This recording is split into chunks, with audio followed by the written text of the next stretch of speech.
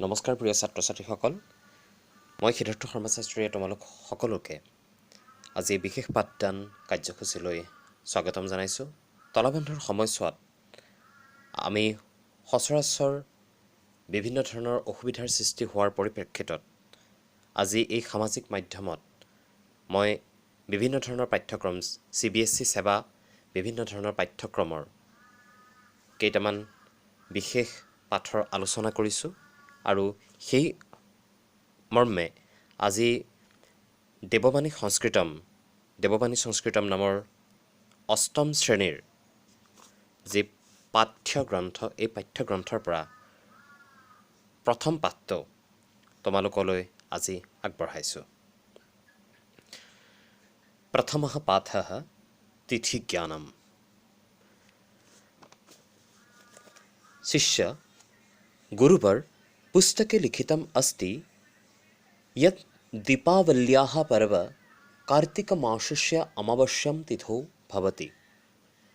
শিষ্যই গুৰুক প্ৰশ্ন কৰিছে যে গুৰুবৰ, কিতাপত লিখা আছে যে দীপান্বিতা পৰ্ব কাতি মাহৰ অমাৱস্যা তিথিত হয়।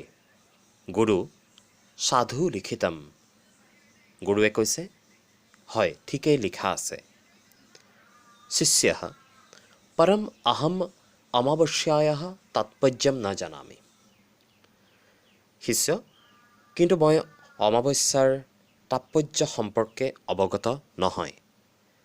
গুৰু यदि न जानसि तर्हि श्रूयतां ध्यानेन। গুৰুৱে কৈছে যদি নাজানা তেনেহ'লে ধ্যান সহকাৰে শুনা। শিষ্যः সাৱধানः अस्मि। শিষ্য, মই সাৱধানে আছোঁ। অৱধানেন শৃণোমি, আৰু মই সচেতনতাৰ সৈতে শুনাৰ প্ৰয়াস কৰিছোঁ। গুৰু মাসस्य द्वौ पक्षौ भवतः कृष्णपक्षः शुक्लपक्षश्च।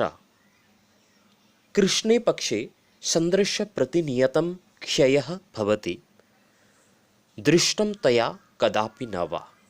गुरु এটা মাহৰ দুটা পক্ষ থাকে, এটা হৈছে শুক্লপক্ষ, আনটো কৃষ্ণপক্ষ। কৃষ্ণপক্ষত চন্দ্ৰই প্ৰতিদিনে ক্ষয় হয়। এই দৃশ্য তুমি কেতিয়াও দেখা নাইনে? শিষ্যः दृष्टं अधुना शुक्लपक्षः प्रतिदिनं यदा अहं बर्हिः गच्छामि चन्द्रवर्धनमेव पश्यामि।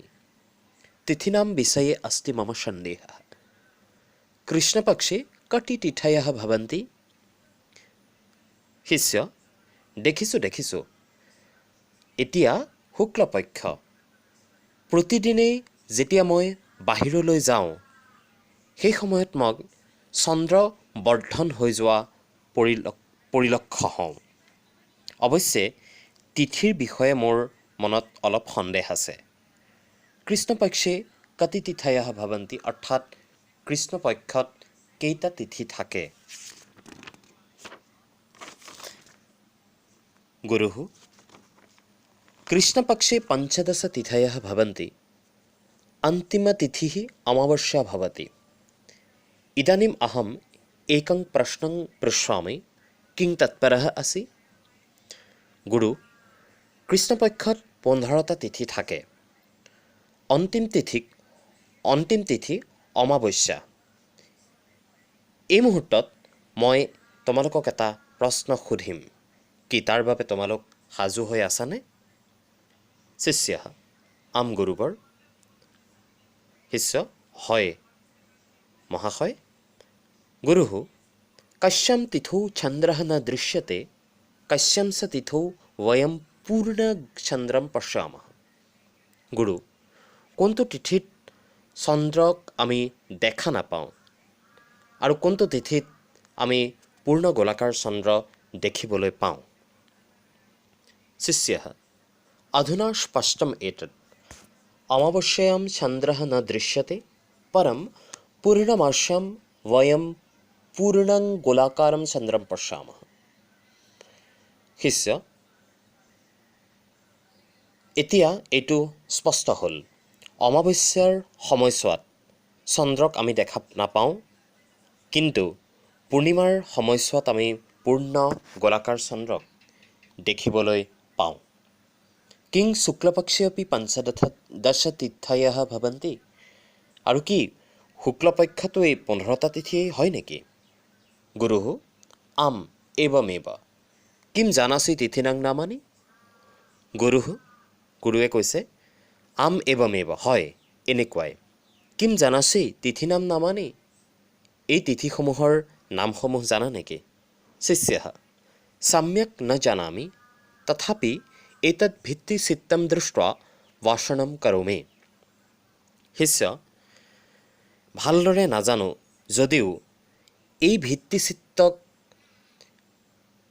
লৈ মন কৰি মই ক'বলৈ যত্ন কৰিম। গুৰুঃ কুৰু, গুৰু কৰা। শিষ্যঃ প্ৰতিপদা দ্বিতীয়া তৃতীয়া চতুৰ্থী পঞ্চমী ষষ্ঠী সপ্তমী অষ্টমী নৱমী দশমী একাদশী দ্বাদশী ত্ৰয়োদশী চতুৰ্দশী। শিষ্য, প্ৰতিপদ দ্বিতীয়া তৃতীয়া চতুৰ্থী পঞ্চমী ষষ্ঠী সপ্তমী অষ্টমী নৱমী দশমী একাদশী দ্বাদশী ত্ৰয়োদশী চতুৰ্দশী। গুৰুঃ সাধু সাধু। কৃষ্ণপক্ষস্য পঞ্চদশীম অমাৱস্যা ইতি কথয়ামः।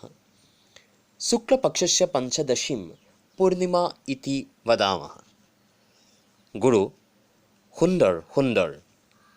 কৃষ্ণপক্ষৰ পঞ্চদশীক আমি অমাৱস্যা বুলি কওঁ, আৰু একেদৰে শুক্লপক্ষৰো পঞ্চদশী তিথিটোক আমি পূৰ্ণিমা নামেৰে পূৰ্ণিমা বুলি কওঁ।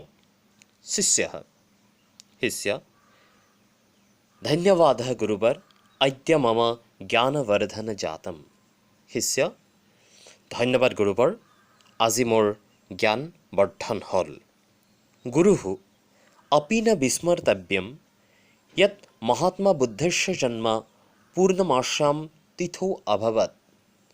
গুৰু, এই কথাও নাপাহৰিবা যে মহাত্মা বুদ্ধৰ জন্ম পূৰ্ণিমা তিথিত হৈছিল।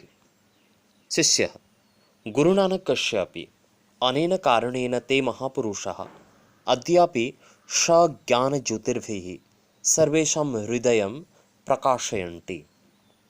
শিষ্য, গুৰু নানকৰো বিভিন্ন ধৰণৰ কাৰণত এইসকল মহাপুৰুষ আজিও নিজৰ জ্ঞানৰ জ্যোতিৰে সকলোৰে হৃদয়ত স্থান লাভ কৰিছে।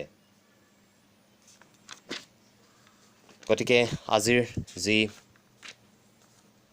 প্ৰথম পাঠ, অষ্টম শ্ৰেণীৰ দেৱবাণী সংস্কৃতম পাঠ্যগ্ৰন্থখিনিৰ যি প্ৰথম পাঠ, সেই প্ৰথম পাঠটিৰ আমি ইমানতে পাঠ সমাপ্তি ঘোষণা কৰিছোঁ। পুনৰ সকলোকে ধন্যবাদ জ্ঞাপন কৰিছোঁ।